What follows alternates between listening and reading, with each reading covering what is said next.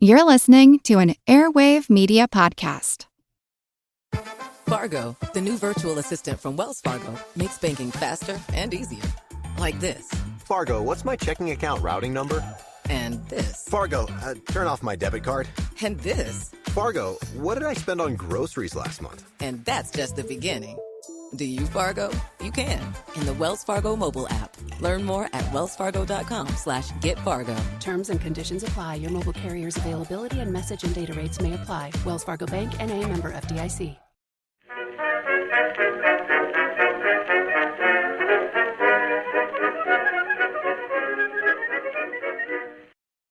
Hello everyone and welcome to History of the Second World War Episode 32, The Third Reich Part 18, Rearmament. This week, a big thank you goes out to Justin, Baroon, and Joseph for choosing to support this podcast on Patreon, where they now get access to special ad-free versions of all of these episodes, plus special Patreon-only episodes released once a month. For the current series, it's a bit of a deep dive into the evolution of the Reichswehr during the 1920s, with a special focus on how the German army of the 1920s planned to fight a war in the future. If that sounds interesting to you, head on over to historyofthesecondworldwar.com/members to find out more information. During most of this series of episodes, which has been highly focused on political developments in Germany, for what I think are pretty obvious reasons, the German military, or the Reichswehr, has only played a secondary role. This episode will shift focus a bit to discuss how the political and social changes in Germany during the 1930s allowed the German military to achieve many of its goals, which had been part of its planning since the end of the First World War. Hitler's complete and total support for these goals would create the perfect conditions within Germany to first reject the limitations placed upon the Reichswehr by the Versailles Treaty, and then later to massively expand into the new Wehrmacht. The fact that all of this would happen without provoking a military response from other nations was impressive. Now, probably the most important thing to keep in mind during this period is that both sides of the German military and political split saw the other as an important tool towards their own ends. Hitler saw the German military as a tool to achieve his goals of breaking the chains of the Versailles Treaty and then territorial expansion. The German officer corps saw Hitler as a politician that would finally allow them to massively expand the German military without concern for immediate responses from outside nations. This fact became very important in August 1934 when there was an alteration made to the oath said by German soldiers. These alterations were initiated by the defense minister, General Blomberg, and General Reichenau in the weeks before the death of President Hindenburg, in the hope that they would put more pressure on Hitler to work closely with the army in pursuit of its goals. An oath had always been a part of the Reichswehr since its creation during the early 1920s, and the contents of that oath were probably exactly what you would expect, to protect and serve the nation and all that. However, after Hindenburg's death, it shifted to be a personal oath to Adolf Hitler. It would say, quote, "I swear by Almighty God this sacred oath, I will render unconditional obedience to the Führer and the German Reich and people, Adolf Hitler, Supreme Commander of the Wehrmacht, and as a brave soldier, I will be ready at any time to stake my life for this oath." End quote. This oath would have important consequences. It would be a cause of some of the hesitation that would be evident in later years when it came to support from the military for resistance movements to Hitler, but far more importantly, it would be used as an excuse to not support those resistance movements. Many of these ramifications of the oath and how various individuals would try to use it as an excuse for their later actions are for later episodes. But it is important in the current context because it shows how much the German generals saw Adolf Hitler as an individual that they could work with to achieve their goals, a feeling that was reciprocated. There had always been the possibility that Germany could have adapted to the new restrictions placed upon the nation within the Versailles Treaty. It would have required a complete re-examination of German foreign policy and a shift away from the militarism that had been part of Germany for many generations, but it could have been done. This path did not rule out changes or revisions to the restrictions placed upon Germany, and as the events of the 1930s would prove, many nations were more than willing to accept changes to the Versailles restrictions, which were already 15 years old, and which had been made by a previous generation of European statesmen. There were even opportunities to do this in a way that would have bolstered Germany's international standing. For example, at the World Disarmament Conference, which took place from 1932 to 1934. The conference was the climax of the efforts of the League of Nations to try and make disarmament a reality, which had been one of the League's original goals. Germany's position in the conference had always been that of strict arms equality. They wanted all the major powers to be on equal footing, even if that meant everybody else had to come down to the Treaty of Versailles specified levels that Germany had been forced to accept in 1919. This idea met with some acceptance from many nations, although there would always be concern from nations like France who were concerned with Germany's intentions.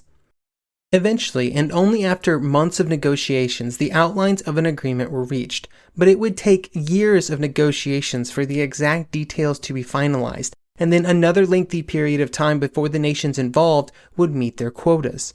This delay gave Hitler the excuse he wanted and needed to announce the situation was unacceptable, and that in protest Germany was withdrawing from both the conference and the League. And while at this point Germany did not announce that rearmament had begun, it seemed clear that their intentions were to do so. I generally refrain from using the word inevitable, but I think that in general, the path to rearmament was inevitable as soon as the Nazi Party came to power. The glorification of war, or at least of combat and struggle, was just too ingrained within the rhetoric and belief system of Nazism and its leaders. There was a general belief within the Nazi Party that war was not just inevitable but desirable, and in fact it was an important part of society. It would allow an amount of societal cleansing to occur, with the strong people and nations able to assert their control over weaker groups. On the military side, the German generals saw the emaciation of the German military as a huge threat to German society, and probably would have supported any decisions that would have resulted in a more comprehensive rearmament program. For most Germans, while they often had different views on specific parts of these actions, the overall course of events and decisions made by the government during these early years was popular throughout Germany. The Treaty of Versailles was unpopular in Germany for obvious reasons, and the limitations contained within it were widely seen as humiliating. These feelings were also influenced by party propaganda, which sought to amplify and crystallize public sentiment against the international agreements that had placed restrictions on German actions. After the change in leadership in 1933, Germany did not immediately jump into a massive rearmament program. However, they almost immediately began laying the groundwork for that program, which involved two key areas: preparing the people and preparing the economy. To quote the German writer Thomas Mann, quote, "The meaning and purpose of the National Socialist state system can only be to condition the German people for the coming war, while remorselessly excluding, suppressing, and exterminating any opposing factor. To turn the nation into an infinitely obedient instrument of war, afflicted by no critical thought, spellbound by blind fanatical ignorance."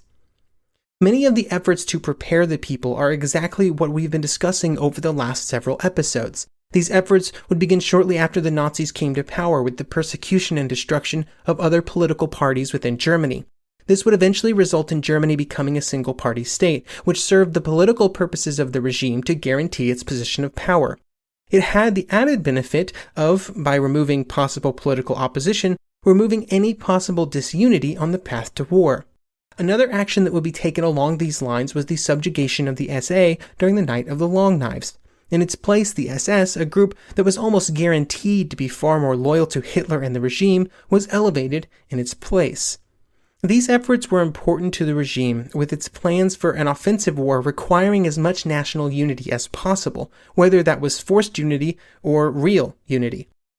There were also events that Germany would participate in that would also help create that real support and real unity during the 1930s. For example, the diplomatic victories that the regime would have between about 1934 and 1938 would greatly assist it in its goals of convincing the German people that those successes would continue. Preparing the German economy was almost equally important to the future war effort, and this meant not just preparing for the war, but also preparing for the rearmament program that had to precede it. Again, so much of what we've discussed in the last several episodes comes into play here, with many of the policies put in place by the Nazi government done to prepare the German economy for these tasks. This included actions like greatly reducing the power of trade unions, increasing government control of certain vital industries, and ensuring the support of the industrial leaders that would be so crucial for future production. A key part of these efforts were around government spending and the MIFO bills that were used to obfuscate spending and to make it possible on the scale required. Great effort was put into financing the armament programs, with one incredibly important caveat. All of the planning and preparations were done with the understanding that it could not be a long-term solution. The money-shuffling activities that were started by Schacht and others could only be kept working for a finite amount of time. For example, the MIFO bills and their creation and structure bought 5 years' worth of time. But when they started to come due in 1938, there began to be serious problems for the government when it came to redeeming them. It might have been acceptable for this to happen if the proper priorities were made in the economy.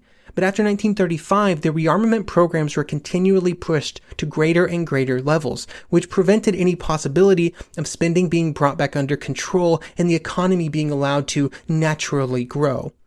The understanding was that the plans for territorial expansion would solve many of these issues, or at least it was hoped that they would, because it would involve a massive influx of capital and resources. These efforts, even if they could assist the economy during the rearmament phase, could do very little for some of the problems that were faced by the German economy at the outset of a war. There were certain actions that were expected the instant Germany entered a war with foreign powers, especially if one of those nations was the British Empire, and those actions included an economic blockade, like the one that Germany had basically been suffocated from during the First World War. This required the German leaders to recognize and mitigate the risks inherent with this fact in the years leading up to a war. For many of the resources that were needed, most of them were quite rare in Germany, and the problem was the amount of raw materials needed for rearmament was massive, and of course it didn't decrease when a war started. Germany would have to find resources and sources for food and raw materials that were far less at risk from a possible naval blockade. Some of this could be found through continental sources and trade agreements, but some of it, on the scale that was required, would mandate conquest, putting additional pressure on the initial German campaigns. There were also efforts to try and increase domestic production of many of these goods or create substitutes or synthetic options, but they were only able to accomplish so much.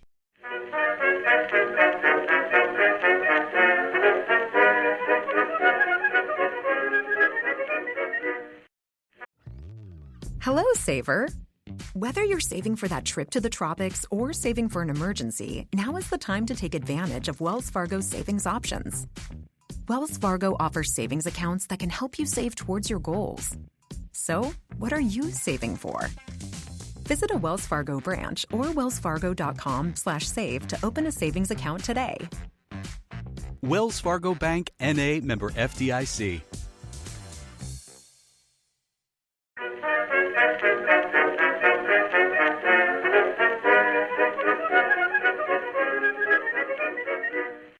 Obviously, preparing the nation for war meant increasing the size of the German military. However, there was a period of several years where the German army was not large enough to defend Germany, but the only way to get through that period was to continue to increase its size and capabilities. During this period, the preparations for rearmament and expansion had to be kept as secret as possible, or at least not openly apparent. These preparations came in many forms and were restricted based on what could be done while also maintaining some level of deniability on the international stage. Again, the German leaders were concerned about international reaction, specifically an attack from France, Poland, and Czechoslovakia. This meant that, for example, the German Navy increased investment in foreign construction of submarines, which were wholly owned by Germany but were constructed in other nations, a practice that had been common during the Weimar years. Along with this, pieces for future submarines were constructed and stored with the vessels not assembled. Anybody who's been to IKEA knows that it's easier to store and even hide non-constructed pieces of furniture if necessary, and the same was true for submarines. Along with this, Goering would start laying the groundwork for the Luftwaffe.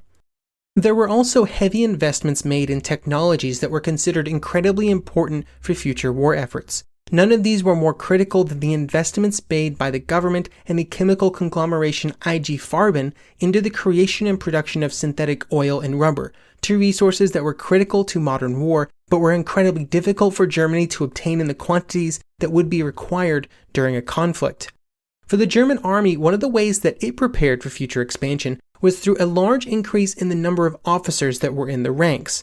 Since the First World War, the German army had always been a force with a lot of NCOs relative to its total size. This was just one part of the many preparations that the Reichswehr had done while looking ahead to what the future held. There had always been the belief that the heavy restrictions placed upon the army were temporary, and eventually they would be removed in some way, which meant that there had always been a planning emphasis on preparing for the army of the future. This came in the form of having a whole bunch of NCOs to provide the leadership necessary for a massive influx of enlisted men, and also within the theoretical planning of the army. For example, the Reichswehr studied the use of planes and armor formations and made plans on how to use them, even though they were not allowed to openly own and operate the pieces of military equipment that were needed to make them a reality. They would also work out deals with nations like the Soviet Union, where the Reichswehr and the Red Army would work together on secret armor exercises during the 1920s within bases in the Soviet Union. These and many other actions were taken while looking forward to a time when the Reichswehr could expand. This was just amplified during the first 2 years after 1933. During that time, Hitler made it clear that he wanted the strength of the army to greatly increase, and that in the coming years he planned to reintroduce conscription, which would result in a much larger force. This required an even larger group of officers and leaders to be trained and prepared, but there was an understanding that if foreign nations knew about these preparations, they would know what was coming. And so this expansion was hidden from foreign parties, partially by the absence of a published officer list, which had been published in previous years, but was avoided after 1932 to try and keep some information from foreign intelligence services. While efforts were being made to keep these actions as secret as possible, there were limits on how much the German military could expand and what it could do without it being clear what was happening. Eventually, the secret preparations would have to start being made in the open and be openly admitted by the German government. To this end, on March 16, 1935, Hitler would inform foreign ambassadors of an announcement that would soon be made, an announcement that the German army, now called the Wehrmacht, would be expanding to 36 divisions, and to achieve this number, universal conscription would be introduced on March 16th. Domestically, this news caught many by surprise, and it was not necessarily expected. There was also some trepidation, maybe even some concern, about what the reaction would be from abroad. However, all of this very quickly gave way to widespread celebrations. This was yet another piece of the Versailles Treaty, again never popular in Germany, which was being repudiated. This rejoicing would occur due to the lack of action taken by other nations. The announcement and then the expansion of the German army was a breach of the Treaty of Versailles, which Germany had signed, giving other nations a reason to declare war if they wished to do so. However, this was not done for many reasons. A rearming Germany had been a fear of many of its neighboring countries since the end of the First World War. In 1920, France had signed alliances with both Poland and Czechoslovakia with the goal of ensuring that there was always pressure on Germany to stay in line. Some of these efforts had been undone in 1925 with the signing of the Locarno Agreements, which was made between Italy, France, Great Britain, and Germany to guarantee the borders in Western Europe. However, it did not protect Germany's borders with Poland, which caused relations between Paris and Warsaw to be a bit strained. The growing friendship between Paris and Moscow also did not help Franco-Polish relations at all.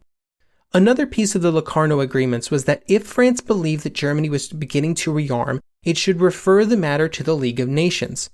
When Germany made its open declaration of what it planned to do, European diplomatic officers went into overdrive. Pre-existing relationships were used, and Paris and Prague became focal points, especially as they both frantically tried to bolster relations with Russia. In Italy, Mussolini also registered his concerns. Eventually, these concerns became pronounced enough for representatives of France, Britain, and Italy to meet and create an agreement known as the Stresa Front at a conference in Stresa, Italy. These agreements were for the nations to join together and agree to resist any further attempts by Germany to alter the restrictions placed upon it by the Treaty of Versailles. And really important to note here, it was only referring to future transgressions. It did not have anything to do with the rearmament announcement. This was on paper a strong deterrent to further German actions, but there were many problems with the agreements between the three nations, and in a matter of just weeks, it would begin to have problems. One of the problems were the Italian actions that would lead to the Italo-Ethiopian War, which will be the topic of several episodes in the near future. The other was the hesitancy of the British government to get too involved in specific agreements that would limit their freedom of action. Historically, the British government was hesitant to enter into specific military agreements that would require it to go to war on the continent, a sentiment that was just as strong in the 1930s as it had been in earlier decades and centuries. This was critical at this point because it was difficult for anything to happen without the full support of the British government. Almost immediately, the British would begin to undercut a united and strong response like that at the Stresser Conference, because on March 18th, without discussing it with France, a note would be sent from London to Berlin. The note contained a formal protest of Germany's actions, okay, that seems fine, but then also asks if the already planned meetings between the British Foreign Secretary and Hitler were still being planned, making it clear that existing diplomatic relations and activities would continue just like they had before. This essentially ruled out any drastic British-led action. Then both the British and Italians would try and remove any actual teeth from the Stresa Agreement, with the British not wanting to limit their freedom of action and the Italians not wanting too great of a focus placed on their own expansionist agenda in Africa. The British viewpoint would be put into perfect relief in the Anglo-German Naval Agreement, which was signed in June 1935, just a few months after the rearmament announcement. The new Anglo-German Naval Agreement meant that the German fleet could be built up to 35% of the size of the Royal Navy, which was a far cry from the much lower amount permitted by the Treaty of Versailles. This agreement will have dedicated episodes later because it requires a lengthy discussion of British politics and the British military position in 1935, but for the purpose of this episode, I think its mere existence is enough to show how it might affect things. It was seen as an important step for the Royal Navy, which was already thinly stretched due to concerns in the Pacific, but the limitations were little hindrance on the German naval expansion because it could not build ships fast enough to even get to the limit for many years. The shipyards simply did not exist, so just entering into an agreement with the British, and especially a naval agreement, was an important step. It was a real victory. During all of this, the League of Nations should have been playing an integral role. Such international disputes and concerns was essentially why it existed in the first place. However, by 1935, the League was already having problems, and any decisive League action required the full support and cooperation of Britain and France. Meanwhile, Hitler was continuing to make speeches saying that all Germany wanted was peace, everything that it did was to ensure peace, and that all it wanted was to defend itself in Western Europe. This continued rhetoric of reconciliation would continue, even while the next step in the German rejection of the Versailles shackles was being planned and put into place. That next step would be the remilitarization of the Rhineland, which will be the topic for our next episode, the last in this Third Reich series. Thank you for listening, and I hope you will join me next episode.